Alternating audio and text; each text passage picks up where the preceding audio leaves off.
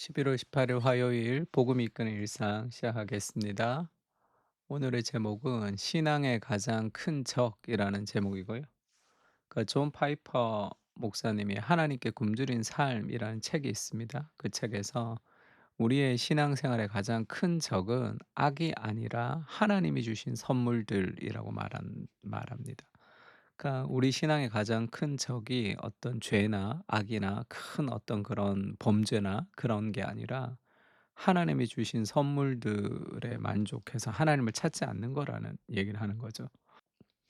하나님을 향한 우리의 갈망을 무뎌지게 하는 것은 악인들의 잔치가 아니라 세상의 식탁에서 끝없이 주워 먹는 부스러기들입니다. 표현이 너무 좋죠.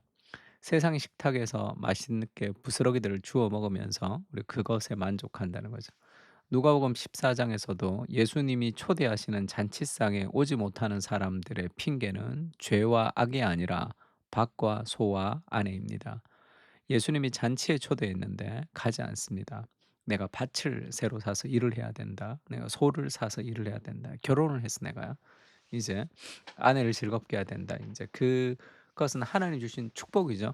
하나님이 주신 그 복이 하나님으로부터 멀어지게 한다는 거죠. 하나님 주신 복이 하나님으로부터 멀어지게 하는 그런 아이러니한 일들이 생기는 거죠. 하나님을 사랑하는 마음의 가장 큰 적은 그분의 원수가 아니라 어쩌면 그분이 주신 선물입니다.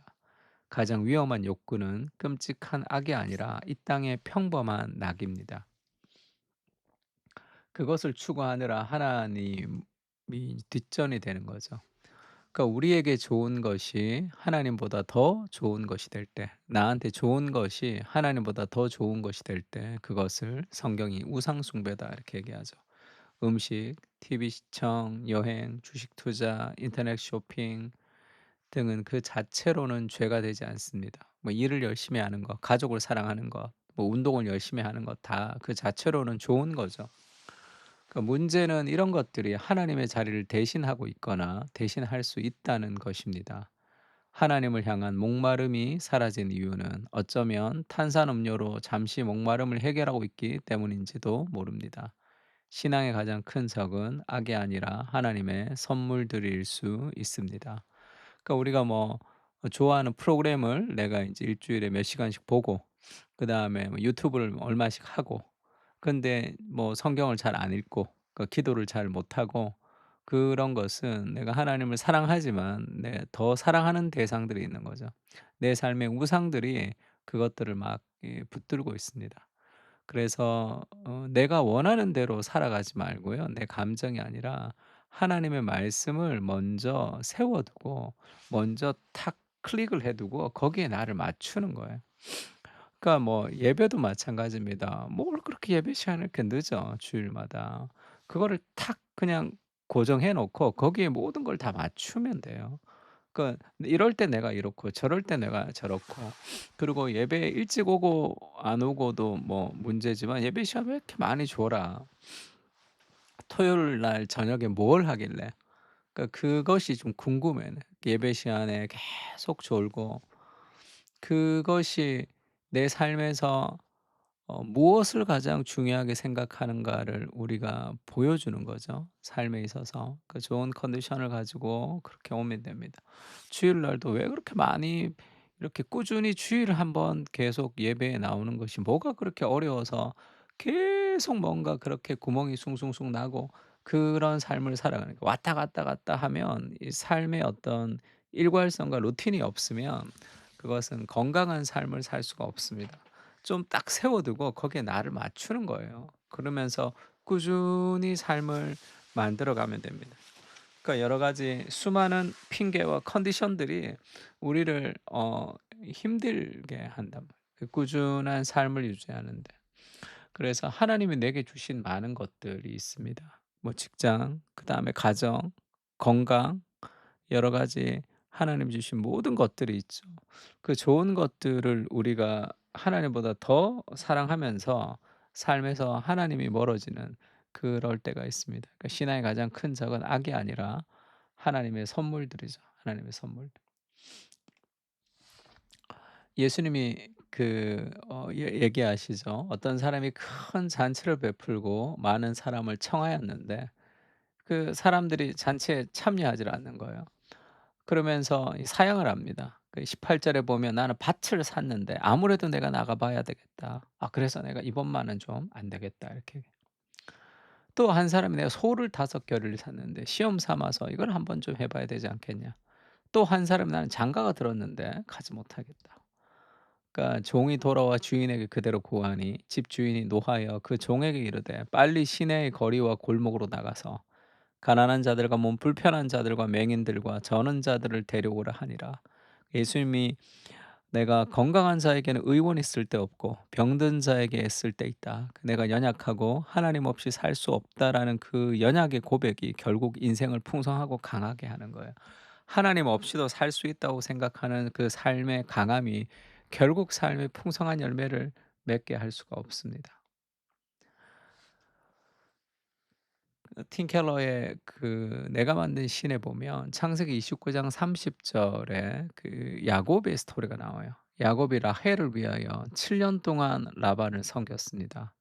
그러나 그가 그 라헬을 사랑하는 까닭에 7 년을 며칠같이 여겼더라. 그 얼마나 사랑했으면 7 년을 며칠처럼 여길 정도로 그렇게 어 집중했냐는 거예요. 이런 사랑을 너무 받고 싶고 이런 사랑을 너무 하고 싶고 근데 이 야곱의 인생에 그때 하나님이 다 사라지고 그 사랑에 이 몰빵했다고 그러죠. 그래서 결국 야곱의 인생이 어떻게 됐습니까? 가정은 여러 가지로 깨어지고 결국은 라반에게 여러 가지 그런 어려움을 당하는 그런 수준으로 이렇게 전락했단 말이에요. 결국은 하나님을 만나는 야복강에서의 회복이 야곱을 야곱 되게 한 거죠. 그러니까 좀 뜨거운 사랑 너무 좋지만 그것이 하나님보다 더 사랑의 대상이 될 때 그건 우리를 가장 행복하게 할 수 없습니다. 하나님이 주실 수 있는 것을 다른 것으로 얻으려고 할 때 그것이 얻어지지 않는단 말이에요. 이스라엘아 내 하나님 여호와께서 내게 요구하시는 것이 무엇이냐 곧 내 하나님 여호와를 경외하여 그의 모든 도를 행하고 그를 사랑하며 마음을 다하고 뜻을 다하여 내 하나님 여호와를 섬기고 이렇게 하나님의 말씀에 순종하고 그 하나님의 기준에 나를 맞추는 이유가 뭡니까? 내가 오늘 너의 행복을 위하여 내게 명하는 여호와의 명령과 규례를 지킬 것이 아니냐. 하나님을 가장 사랑하는 것이 인생에서 가장 행복한 삶의 길이기 때문에 그렇습니다.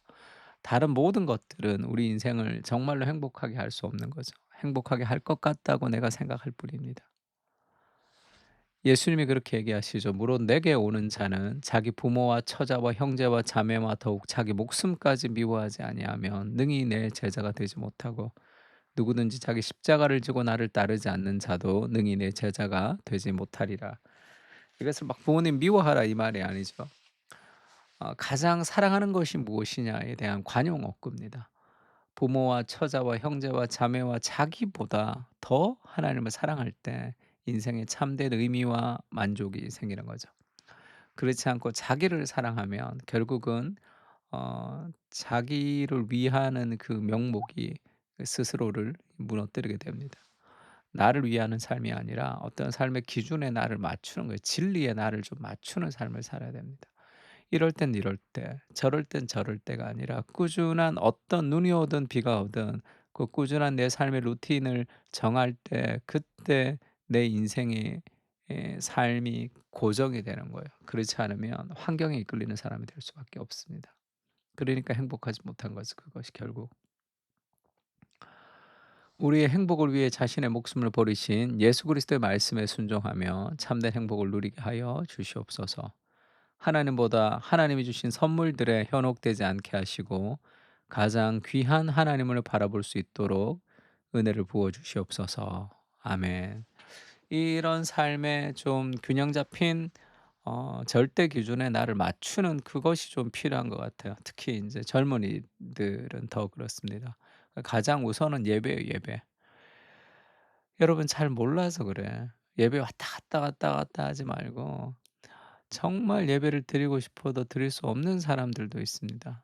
그 건강을 하나님 주셨고 기회를 주시고 여러 가지 여건들이 있을 때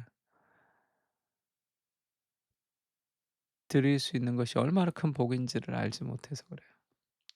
그런 은혜가 우리에게 있었으면 좋겠습니다. 하나님을 위해서 하나님이 주신 선물들에 현혹되지 않고 그 하나님 그분에게 우리 마음을 집중해서 그것을 딱 고정해 두고 거기에 나를 맞출 때 참된 자유가 있습니다.